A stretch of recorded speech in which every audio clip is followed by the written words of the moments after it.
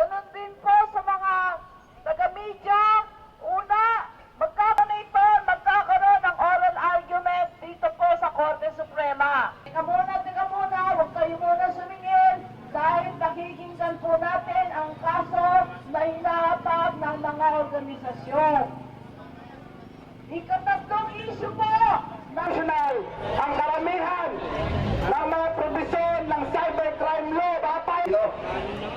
Huwag nyo may pagtanggol ng bulong sistema. Huwag nyo may pagtanggol. Ibagsak! Pluralismo! Ibagsak! Alarmismo! Ibagsak! Alarmismo! Ibagsak! Nakata ng ating taong bayan sa kanilang ruling kung totoo. Hirap. Kikita sila ng 8 bilyong piso. Kikita sila ng bilyon-bilyon. Magandang hapon po, mga kasama, mga kababayan.